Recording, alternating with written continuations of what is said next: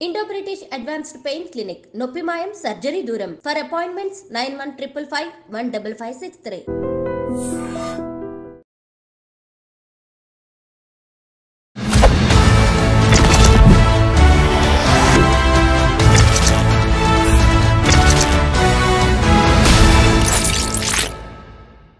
అందరికీ నమస్కారం. నేను Swaroopa Potlapalli. Welcome to I dream. Manchu family ఆస్తుల వివాదంలో మరో బిగ్ ట్విస్ట్ చోటు చేసుకుంది. మోహన్ బాబు మంచు మనోజ్ కి జలకిచ్చారు. జల్పల్లిలోని తన ఫామ్ హౌస్ లో కొందరు అక్రమంగా నివాసం ఉంటున్నారని, అది తన స్వార్జితమని, సీనియర్ సిటిజన్ యాక్ట్ ప్రకారం అందులో ఉన్న వారిని ఖాళీ చేయించాలని మోహన్ బాబు రంగారెడ్డి జిల్లా కలెక్టర్ కు ఫిర్యాదు చేశారు. వెంటనే స్పందించిన కలెక్టర్ మంచు మనోజ్ కి నోటీసులు జారీ చేశారు. ప్రస్తుతం నాతో పాటు సీనియర్ అడ్వకేట్ సాయి కృష్ణ ఆజాద్ గారు ఉన్నారు. ఆయనతో మాట్లాడి ఇక మీదట ఈ కేసు ఎలా ముందుకు వెళ్ళబోతుందో తెలుసుకుందాం. నమస్తే ఆజాద్ గారు. నమస్తే అమ్మా.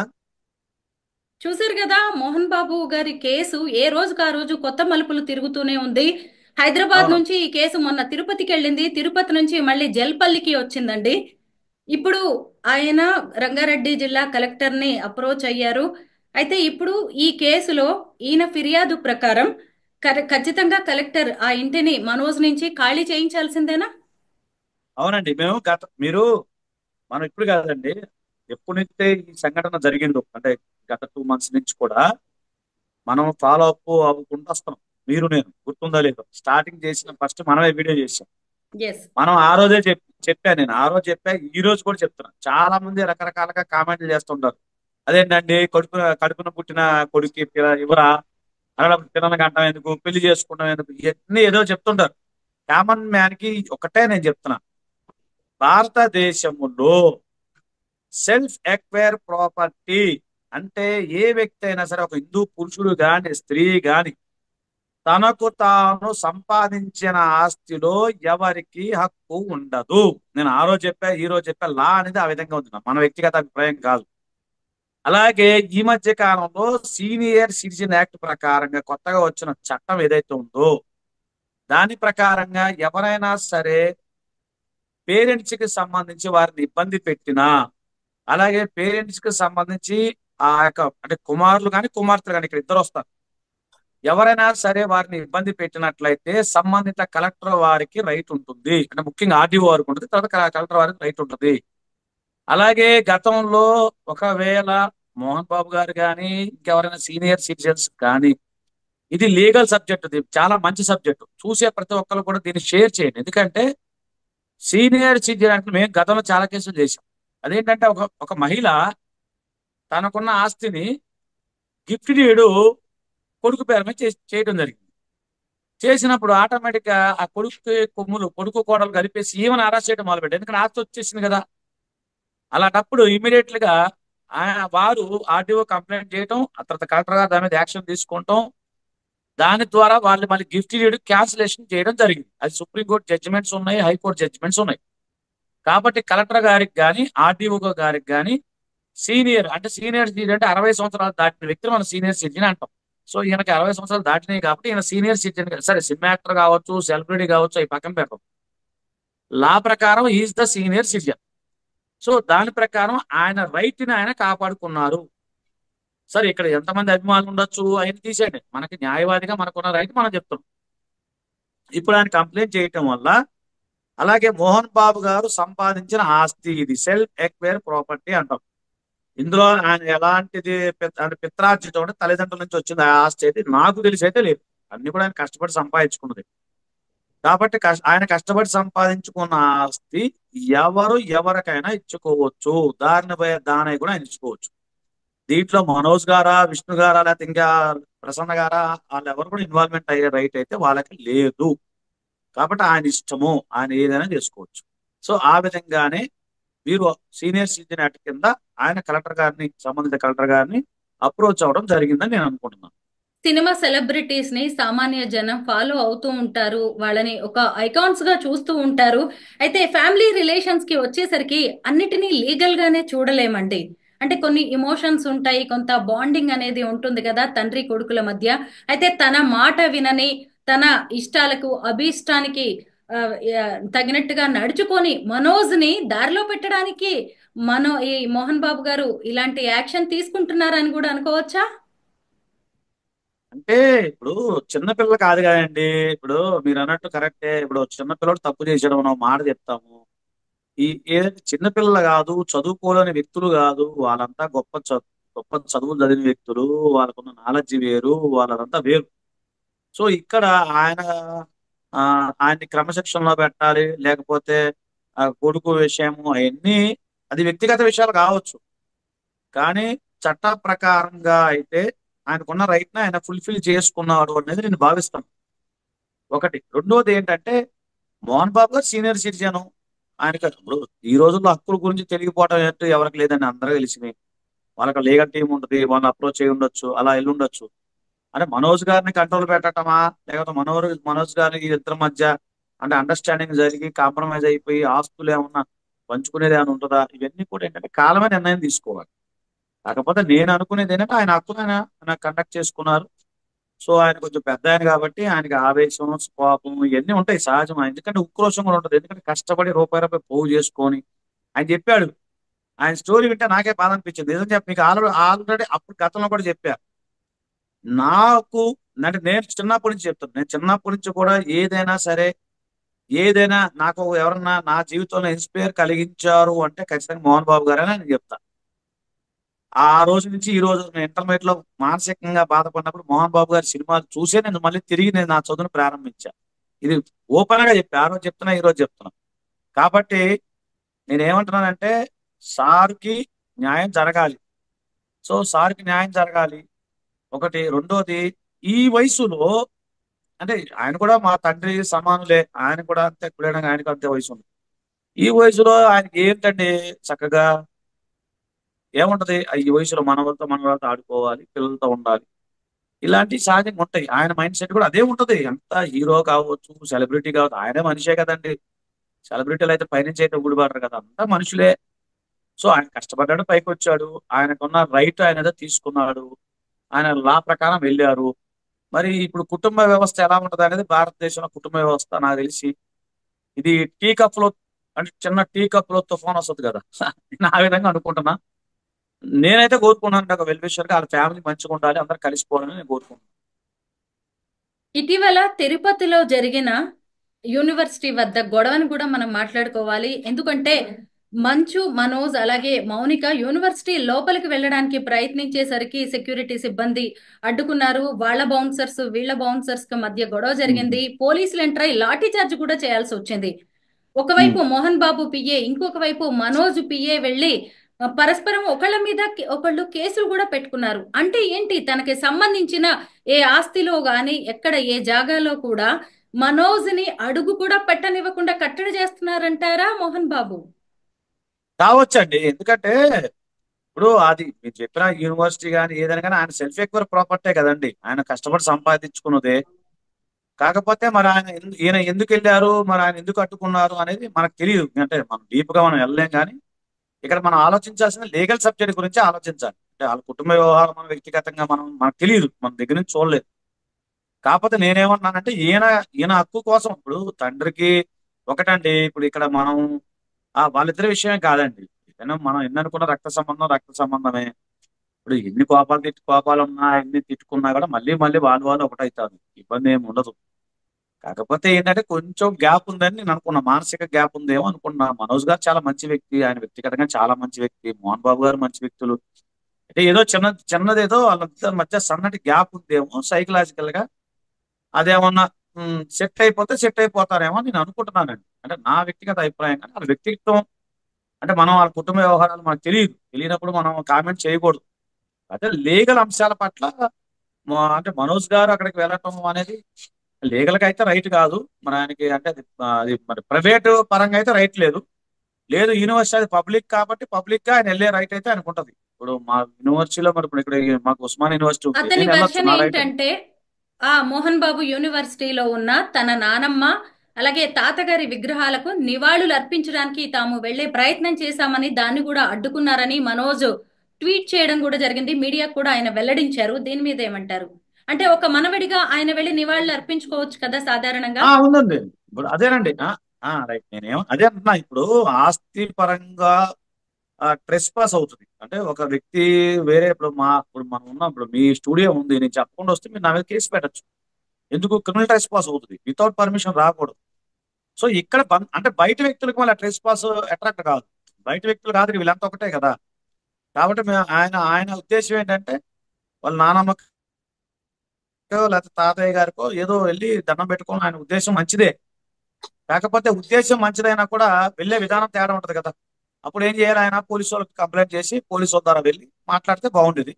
సో ఈయన డైరెక్ట్ గా అటాక్ చేసేసరికి ఆయనకు కొంచెం భయం వేసి, కొంతమంది గతంలో జరిగింది కదా, జల్పల్లి సంబంధించిన ఘటన జరిగింది కాబట్టి.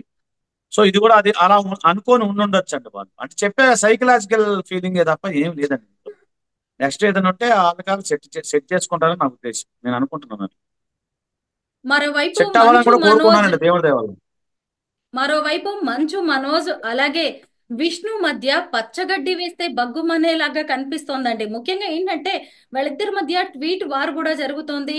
కుక్క సింహం అంటూ డైలాగులు, సినిమా డైలాగులు అన్ని కూడా చెప్పుకొస్తూ ఉన్నారు.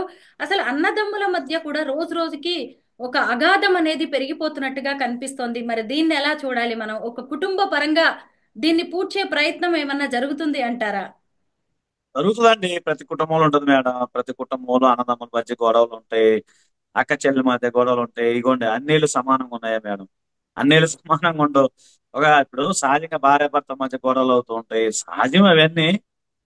కాకపోతే ఏంటంటే ఈ సెలబ్రిటీస్ కాబట్టి కొంచెం వాళ్ళు మనం చూస్తా ఉన్నాము. ఇప్పుడు కామన్ మ్యాన్ గా అందరి కుటుంబాల్లో ఉంటాయి సహజంగా. మనకి అందరికీ అది అనుభవేనండి. ఇప్పుడు ఒక తల్లి కడుపున పుట్టిన అన్నదమ్ములు, అక్క చెల్లెళ్ళు ఏదో సందర్భంలో ఎక్కడో సాట గొడవలు పెట్టుకుంటారు. ఇప్పుడు మీకు అది శ్రీకృష్ణ అర్జున యుద్ధం ఉంది, రామాంజనేయ యుద్ధం ఉంది. వాళ్ళిద్దరు అంత క్లోజ్ ఉన్నా కూడా రాముడికి ఆంజనేయులు కూడా గొడవ అయింది. ఆ మరి శ్రీకృష్ణుడికి అర్జునుడికి కూడా గొడవ అయింది. ఆ సినిమా కూడా ఉంది కదా. సో సహజం అండి, గొడవ అనేది సహజం. సో ఇది అంటే ఎండింగ్ అవుతుందని నేను అనుకుంటున్నాను. ఎండింగ్ అయ్యే అవకాశాలు కనపడతాను, టైం పడుతుందండి, అంతే, ఏం లేదు, వేరేదండి. ఈ సందర్భంగా మనం ఒక చట్టం గురించి మాట్లాడుకోవాలండి. 2007లో కేంద్ర ప్రభుత్వం తీసుకొచ్చిన తల్లిదండ్రులు వృద్ధుల సంరక్షణ పోషణ చట్టం. అవును. అయితే ఈ మధ్య మధ్యప్రదేశ్ కి సంబంధించిన ఓ తల్లిదండ్రుల కేసులో కూడా సుప్రీంకోర్టు కీలక తీర్పునిచ్చింది. తల్లిదండ్రులను పట్టించుకొని వాళ్ళ విషయంలో బాధ్యతారాహిత్యంగా వ్యవహరిస్తున్న పిల్లల్ని, ముఖ్యంగా వాళ్ళ ఆస్తి తీసుకొని పట్టించుకొని వాళ్ళది ఆస్తిని మళ్ళీ వెనక్కి తీసుకునేలాగా, ఆస్తి హక్కును రద్దు చేసేలాగా సుప్రీంకోర్టు తీర్పునిచ్చింది. అయితే ఇప్పుడు ఉమ్. ఈ కేసులో కూడా మోహన్ బాబు గారు ఇలాగా పిల్లల విషయంలో ఈ చట్టాన్ని ప్రయోగించే అవకాశం ఉందంటారా? ఇప్పుడు ఇచ్చింది అది ఆయన మోహన్ బాబు గారు ఇచ్చిన కంప్లైంట్, మీరు చెప్పిన సీనియర్ సిటిజన్ యాక్టే అంటాం. ఎస్. అదే అదే అదే యాక్ట్. సో ఇందులో ఏంటంటే ఆస్తులేమి లాక్కోలేదు కదా, మనోజ్ గారికి ఏమైనా ఇవ్వలేదు. కాకపోతే నా ఆస్తులకి రక్షణ ఇవ్వకపోయినా కల్పించండి, రక్షణ ఇవ్వకపోయినా ఆ కల్పించండి. ఆస్తుల్లో ఉంటున్నారు కాబట్టి ఆయనకి ఇష్టం ఆ, ఆ, లేకుండా, ముఖ్యంగా ఇప్పుడు అక్రమంగా అవునవును. అని కూడా అన్నారు. అక్రమంగా ఉంటున్నారు, అంటే అదేలేండి, అక్రమంగా ఉంటున్నారు, దాన్ని ఆయన బయటికి పంపించండి. ఉమ్. తర్వాత నాకు రక్షణ కల్పించండి, నా ఆస్తులకు రక్షణ కల్పించండి, నా ప్రాణానికి రక్షణ కల్పించండి అని ఆ యాక్ట్ ఏదైతే ఉందో దాని ప్రకారం ఆయన కంప్లైంట్ ఇచ్చారు. ఇప్పుడు అదే దాని ప్రకారం మీరు చెప్పిన చట్టం ప్రకారం కంప్లైంట్ ఇచ్చారు. దానివల్ల ఇప్పుడు ఇదంతా జరుగుతుంది. నిజంగా 2007లో సెంట్రల్ గవర్నమెంట్ తీసుకొచ్చిన ఈ యాక్ట్ గురించి చాలా మందికి తెలియదండి. నిజానికి ఇది చాలా మంది పేరెంట్స్ కి ఒక మంచి ఊతం ఇచ్చేది, బలంగా నిలబడ్డానికి ధైర్యం ఇచ్చేది, వాళ్ళ ఆత్మాభిమానానికి ప్రతీక లాంటి చట్టం ఇది. అయితే ఇప్పుడు మోహన్ బాబు తీసుకున్న ఈ యాక్షన్ తో ఖచ్చితంగా ఇంకొంతమంది తల్లిదండ్రులు కూడా ఈ దారిలో వెళ్లే అవకాశం ఉంది కదా ధైర్యంగా. రేపు పిల్లలు ఎవరైనా పట్టించుకోకపోయినా గానీ, ఆస్తి అవునండి, తీసుకొని అవును. వదిలేసినా గానీ, చాలా మంది తల్లిదండ్రులు కూడా ఆయన బాటలు వేసినట్టే అని చెప్పుకోవచ్చు కూడా. ఒకటమ్మా, నేను చెప్తాను మేడం. 2007లో ఇది చట్టం ఏదైతే వచ్చిందో దీని గురించి నా వీడియో, అంటే నేను చెప్పుకోవచ్చు లేదు, నా వీడియోలు చాలా ఉన్నాయి. సీనియర్ సిటిజన్ యాక్ట్ ఆధార్ అంటే మీకు వచ్చేస్తుంది. నేను చాలా మందికి అవేర్నెస్ కల్పించా, చాలా కేసులు మేము ఫైల్ చేశాం, హైకోర్టులో ఫైల్ చేశాము, చాలా చోట్ల ఫైల్ చేశాం. కాకపోతే ఏంటంటే సీనియర్ సిటిజన్స్ కి ఎందుకు తెలియదు అంటే వాళ్ళు ఎక్కువ సోషల్ మీడియాలో ఉండరు. వాళ్ళకి ఇంత సోషల్ మీడియా గురించి అవేర్నెస్ ఉండదు. ఇప్పుడు 60 సంవత్సరాలు ఫోన్ చూసుకుంటే ఎక్కడ కూర్చుంటాడు? ఇప్పుడు కుర్రోడు అనుకోండి, కుర్రోడు ఉన్నాడు, వాడు సాంగ్ పెట్టు, వాడికి దాన్ని చూసుకుంటా ఉంటాడు. ఇదే పని ఇప్పుడు కుర్రోడికి మాక్సిమం అందరూ మాక్సిమం ఫోన్ చూడటమే సరిపోతుంది. ఇప్పుడు ఒక సీనియర్ సిటిజన్ లేదా మాలాగా బిజీగా ఉండే వాళ్ళు ఎన్ని యూట్యూబ్లు చూసి ఇవన్నీ అంత రైట్ ఉండదు, మాకు నాలెడ్జ్ ఉండదు. కాబట్టి దీనికి సంబంధించి విస్తృతమైన ప్రచారం ఆల్రెడీ జరిగిపోయింది. కాకపోతే ఇంప్లిమెంటేషన్ చేయాలన్న ధైర్యం తల్లిదండ్రులకు రాదండి. ఎందుకంటే ఎన్ననుకున్న రక్త సంబంధము, కడుపున ఉన్న పిల్లాడు, పేగు బంధము. కాబట్టి ఏ కళ్ళ తండ్రి తల్లిదండ్రులకు కూడా అంత డేర్ చేసి పిల్లల మీద ఇస్తారని నేను అనుకోను. ఇక తప్పదు, గొంతు మీదకి వచ్చిందంటే ఇవ్వాలి రూల్ ప్రకారం. కాబట్టి మోహన్ బాబు గారి వల్ల మంచి పని జరిగిందని నేను చెప్తాను. అది మంచి పని, మంచి ప్రచారం కూడా కదా. ఇప్పుడు అందరికి తెలిసిపోయింది కదా. ఇప్పుడు మనది అంటే నేను చెప్పొచ్చు కదా, ఇన్స్టాలో నాది ఒకటి మోహన్ బాబు గారి మీద ఒక వీడియో పెట్టాను. జస్ట్ ఇట్లా మోహన్ బాబు రాస్తే వస్తుంది రాదా అని 1 minute వీడియో. 3 లక్షల చిల్లర మంది చూశారు దాన్ని. అంటే ఆటోమేటిక్ గా దానికి సంబంధించి అది అంటే ప్రచారం జరుగుతుంది, చూస్తున్నారు జనాభా. ఇప్పుడు మీరు చెప్పింది కరెక్ట్. ఎప్పుడో పెట్టిన వీడియో ఇప్పుడు ట్రెండింగ్ అవుతుందంటే దీని మీద ప్రజలు రీసెర్చ్ చేస్తా ఉన్నారు, సెర్చ్ చేస్తా ఉన్నారు. కాబట్టి ఒక రకంగా మంచిదే. సీనియర్ సిటిజన్స్ అందరికీ తెలియాలి, యాక్ట్ తెలియాలి, వాళ్ళకి రక్షణ ఉందని తెలియాలి. ఎందుకంటే ఒకటి మేడం, ఇంటికి పెద్ద తలకాయ ఉండాలంటారు. మరి మన ఇల్లు మన ఊరు మంచిగా ఉండాలంటే కొంత పెద్ద తలకాయలు ఉండాలి. మనం గౌరవించాలి, వాళ్ళకి రెస్పెక్ట్ ఇవ్వాలి. ఎందుకంటే మీకు ఒక విషయం చెప్పాలి, 2047 నాటికి ఆంధ్రప్రదేశ్లో కానీ తెలంగాణలో కానీ మీకు తమిళనాడులో కానీ సీనియర్ సిటిజన్స్ 60% మంది పెరుగుతారు. ఇప్పుడు నేను 40 ఉన్నా 20 years పోతే నేను సీనియర్ సిటిజన్ అవుతా. దాదాపు 60% పెరుగుతున్నారు. ఇప్పుడు యూత్ మన దాంట్లో యూత్ లేదు, జనాభా లేరు, తగ్గిపోయారు, చాలా తగ్గిపోయారు. కాబట్టి ఏంటంటే ఇది ఆ రక్షణ చట్టం ఉపయోగపడుతుందని నేను భావిస్తున్నా. భవిష్యత్తులో అందరికీ ఈ చట్టం వల్ల ఉపయోగం ఉండాలని కూడా నేను కోరుకుంటున్నాను.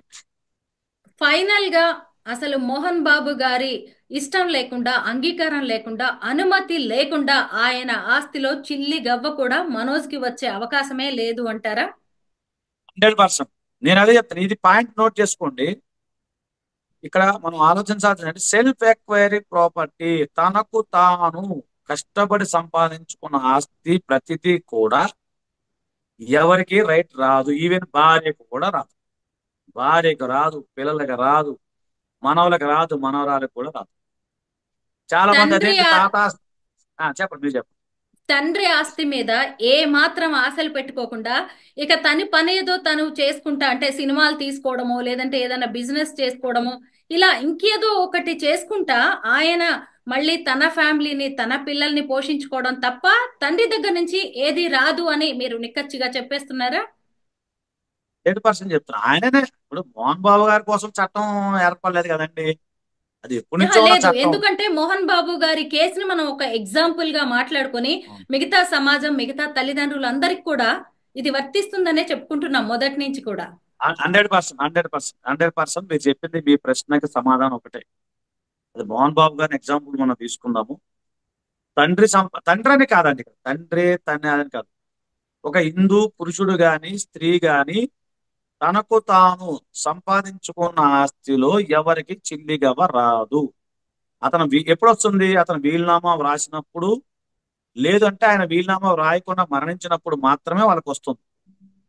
మీరు ప్రశ్న చాలా మంది అడుగుతారు నన్ను, ఏం సార్ మీరు అది మరి తాత సంపాదిస్తే మనడికి వస్తుంది కదా? వస్తుంది. ఎప్పుడు వస్తుంది? ఆయన వీలునామా రాయనప్పుడు ఆటోమేటిక్ వస్తుంది. రెండోది, తాత సంపాదించిన దగ్గర నుంచి 3 generation వేసుకోవాలి లెక్క. మోహన్ బాబు గారి నుంచి ఇంకో 2 generation వేసుకోవాలి. అలా లెక్క వేసుకోవాలి తప్ప ఫస్ట్ మనవడు తర్వాత కొడుకు అలా ఉండదు. సో ఈ జనరేషన్ లెక్క వేసుకోవద్దు. మోహన్ బాబు గారి నుంచి 2 generation లెక్క. అక్కడి నుంచి మీకు పిత్రార్జితం అయితే తప్ప తాత ఆస్తి మనవడికి వస్తుంది అంటే అలా ఉండదు. ఎందుకంటే మోహన్ బాబు గారు సెల్ఫ్ ఎక్వైరీ ప్రాపర్టీ ఆయన ఇష్టం, అది అక్కడి నుంచి స్టార్ట్ అయింది. అంటే ఆస్తి ఎక్కడి నుంచి స్టార్ట్ అయిందని లెక్క వస్తుంది అనమాట. అలా కాకుండా తాతగారు, మోహన్ బాబు గారు నాన్నగారు తాతగారు అనుకోండి, ఆటోమేటిక్ ఇతనికి వస్తుంది రైట్. ఇప్పుడు మీకు విషయం చెప్తాను మేడం, ఈ సందర్భంగా మళ్ళీ ఇది కూడా గమనించండి. సుప్రీంకోర్టు వారు ఒక జడ్జిమెంట్ ఇచ్చారు. ఏమనంటే ఆడపిల్లలకు కూడా ఆస్తిలో హక్కు ఉంది. క్లియర్ కదా? మీరు అది నమ్ముతున్నారు కదా? సో అక్కడ గమనించండి, ఆడపిల్లకి ఆస్తిలో హక్కు రాదు.